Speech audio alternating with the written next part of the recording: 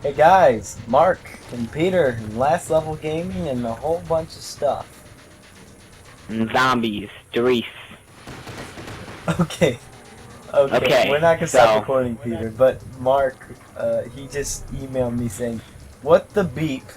Son of a hamster had to kick me because of a video." Like my iPod. Just alrighty then. Right. Okay. Anyway, Riese. Yeah. So we got a new method here. What we're kind of doing is we have a talking stick. Because before there were some issues, mainly with Mark. He likes to cut people off. So, yeah, we have a new system now. We have a talking stick, and if you have the talking stick, it's your turn to tell your side of the story. So, yeah. So, Mark, you have the talking stick. Alright then. So, yeah. Let's see here. Okay, so, yeah, first time I seen Riese, I was, chilling at my buddy Coleman's house, and, yeah, he was playing, old Riese on Black Ops 1, like we're doing right now, because he pre-ordered it, like a little whatever, but, yeah, I saw it, and I'm like, holy crap, dude, this is awesome, I want all these maps, because my cousin only has Kino on his Black Ops 1, and then I'm like, yo, homeboy, you should let me play. And he's all like, no. But, yeah. So, yeah, I saw Riese and I thought it looked really cool because it pretty much looked like Kino, but a lot better. See, for me, the way Zombies works, I can't really, like, rate maps. Because if Mob of the Dead was the very first zombie map I played, and then I played something like Kino or Notched or something, even though it doesn't, like, it's not as modernized as maybe Mob of the Dead, to me, when it comes to zombies, just anytime I'm introduced to something new, then I think it's really cool. So it all really depends on the order I'm introduced to the map. So even though Riese, like, Kino came after Riese, when I first saw Riese, I thought it was really cool. But, yeah, it would actually be quite some time until I got to play Riese for the first time, because, as I said, my cousin didn't pre-order it, so whenever he let me borrow Black Ops 1, all I could really play was Kino, which I was completely fine with. I love Kino, but that's next week. So, yeah. I finally found out that to play Riese, if you didn't pre-order Black Ops 1, then you had to have this nifty old game called World at War. So, yeah. So, finally, after I got me a copy of World at War, and I was so excited. I beat the campaign and everything, and yeah, then I found out you had to buy DLC to get Riese. So after I got my Microsoft points and all that crap together, I finally got to play Shino Numa. That's another story. But yeah, I got to play Shino Numa and Riese, not Vrooked. I don't really know why. I just didn't get Vrooked, but yeah. I got to play Riese, and the biggest reason I kind of like it a lot is because it reminds me of Kino, which, probably talking about Kino a lot, but, I don't know, Kino just has a very special place in my heart when it comes to zombie maps, because it was, like, kind of introduced me to zombies and all that good jazz. But yeah, it was pretty much like Kino with a couple different things, and, like, it wasn't too hard, but at the same time, like, you couldn't just goof around and not pay attention. So I really kind of liked Riese a lot for a lot of different reasons, and I got some cool stories to tell about it later on. So, Mark, I believe you have the talking stick now? Right. I think I mentioned this before, but I don't really have that much experience with World at War maps. But I do remember the first time I saw Nazi zombies and everything was at Coleman's house. And Hey! I'm sorry about that. anyway, we were playing World at War Riese, and it was pretty fun. And like Peter said, Coleman wouldn't let me play, so I never really got to experience it till later on in Resurrection. But from what I can remember, this was my most played World at War map. No, I didn't really have that much. There was a lot of people's. Yeah, that's obviously everyone's favorite. Yeah, I don't really have that much history with it at all. So that's pretty much it. Open for store, please. That's it? That's all you really have to say about it? Yeah, like I mentioned before, and a couple seconds ago. Yeah, alright. World at War is not yours. Alright, Yeah. man, I got it. Well, there's kind of a lot you can talk about. I mean, we kind of got more of a story here than we did with Shino Numa. We got Pack-a-Punch, but we'll get to that in a bit. We got teleporters now. Traps, I believe. Oh wait, no, because Shino Numa had the, what do you call? Oh yeah, got my zombie history all screwed up there. Sorry about that, folks. I guess they're okay. Do you want to talk about Pack-a-Punch or something like that? I think Nah. save the bigger ones Pack-a-Punch for for last. Okay, yeah. I mean, they added. Well, I think power doesn't really do much in this map besides the bridge. Because for like. Well, and turn on perks. Well, I mean, they already did. But I guess that's not much if you think about it. Yeah. Oh yeah, okay, I see what I you're thought going. power meant like almost like everything. But well, Yeah, it is, like when I first played Kino, like yeah, that's pretty much how I thought it was. Like you need power to even get like anywhere in the map, really. So there's that. The Bowie knife, which I at first thought was like completely amazing considering it was so expensive. Yeah, so did I. Like before I actually bought it, I pictured it being like this amazing weapon to where like if you were trapped in a corner, you could just like knife a horde or something and just like fling them like all the way across the map. But obviously that's not as great as it really is. The Bowie knife is pretty good though and all. I believe it's till round 11, but we'll find out. I'm not buying it. If you wanna be a pal and open this door right here, I'll buy it to test it. Go. Thanks. Thanks. You're welcome. Ah, good. You're a good friend. Yeah, I like almost never bought it. When I did, I was on like around 20 something. Oh yeah. Oh, I always bought it on Kino, but like I said, that's another story for another day. But yeah, I didn't really buy it that much on Riese.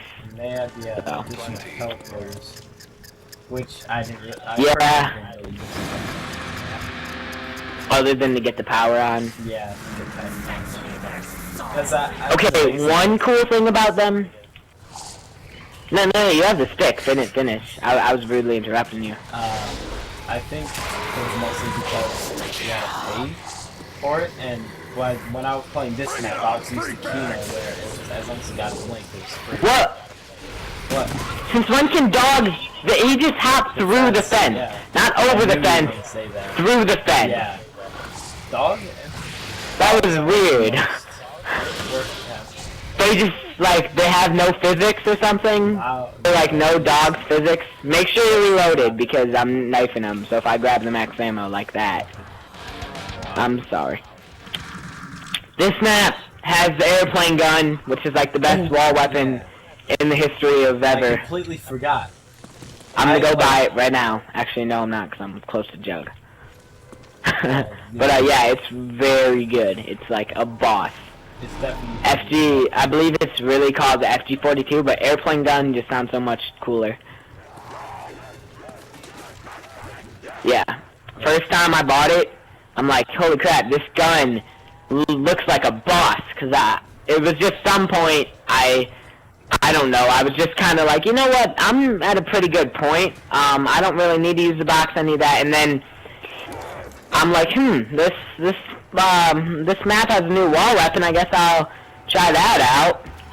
So yeah, I bought it and I just went ham with it. It's freaking amazing. Yeah, I first got it, like, I don't even remember like what situation it was. I just remember I had to buy it because all I had was double tap and Jug, but it was on round, I think 27, and I was just Holy booty. I was just mowing them down, so I pretty much fell in love. Yeah, it's really good. Of course it's only on this map too. Yeah, I know. Seriously. Slice and dice, baby. Let's see. Right.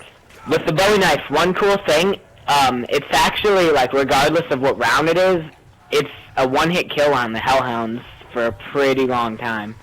I think till past, like, the 20s, you can one-hit kill Hellhounds with it.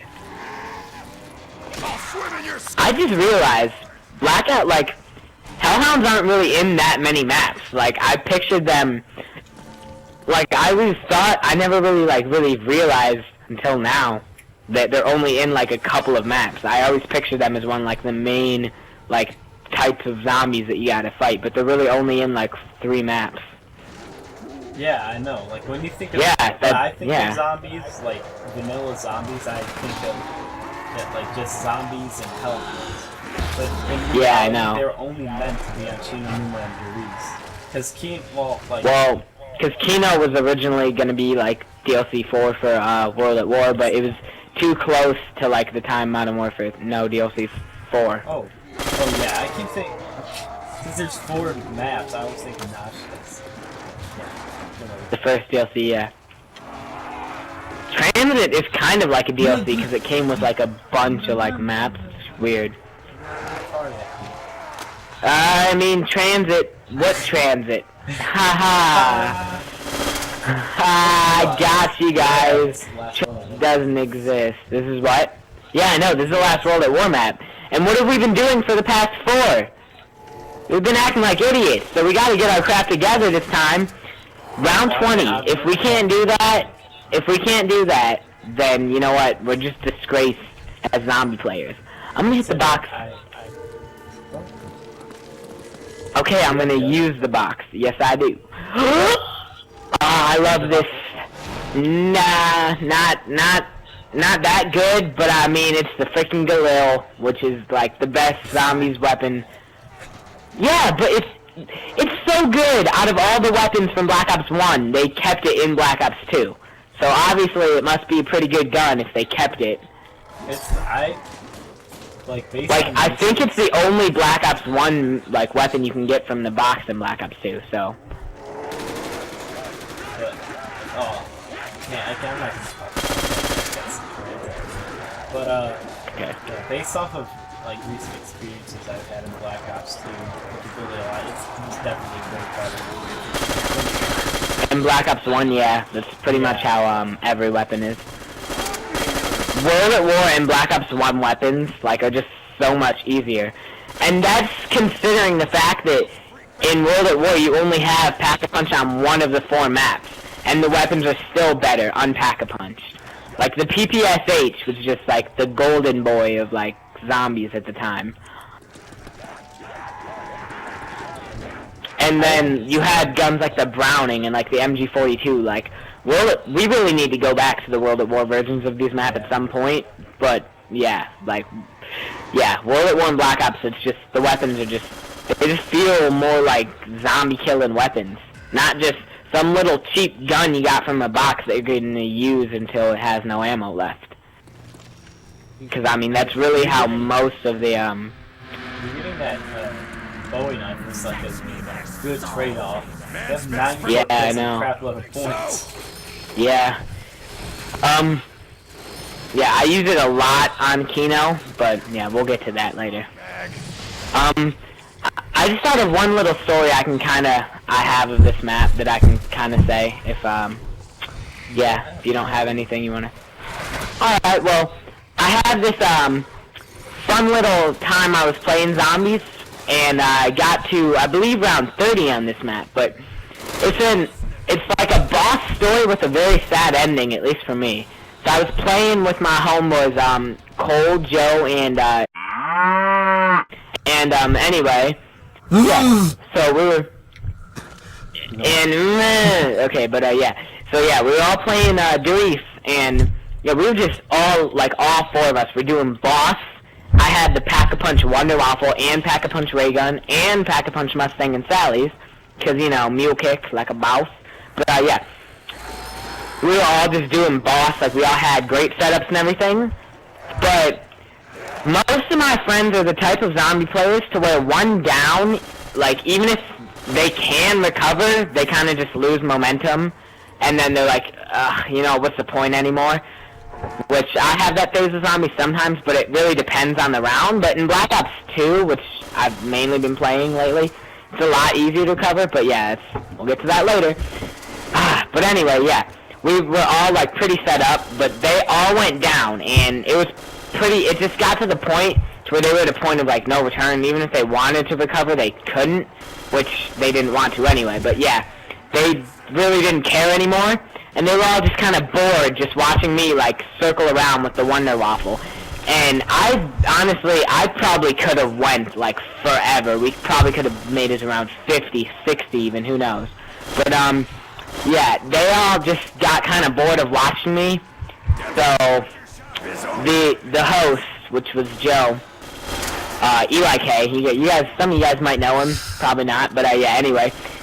Eli K was the host, and he's like, you know, Peter, if you don't go down this round, I'm ending this game. And I'm like, no, come on, let me go a little bit longer. But I had to put my pride to the side and take one for the team. And yeah, so I think we ended on round 35 or something like that. But yeah, I'm like really ashamed that I had to just give up like that when I know I could have done better. But yeah, round 35 I believe is my best on this map anyway, so I'm happy either way. I'll go link the last teleporter, I guess. Are you by the mainframe? Go. Just go blah. Go blah.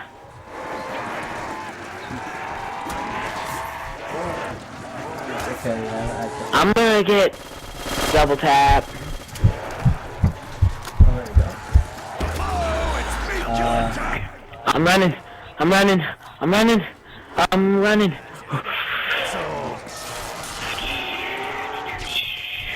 Okay, so the only stories I really have is, I mean, every single time I've played on this map, I had a decent time, a good time, but there wasn't really anything memorable. But my most memorable probably was when we were like completely had like a triple coup. Oh yeah, I know what you mean. Like I remember, I didn't have a mic, so there was that. Yeah, we were just all kind of incompatible and whatnot. We were playing with Coleman and my cousin Chris or something like that. Yeah. And like Chris wasn't listening. Coleman was getting down constantly, and yeah, I was just all doing whatever. But that was like a really cool game for me because when we're at a disadvantage like that, it's just really awesome. We can finally talk about Pack Punch. Pack Punch! Pack Punch is great. And a carpenter. And a carpenter. I'm gonna Pack Punch the Galil, I guess. You know what, screw it, Mustang and Sally's, why not? What?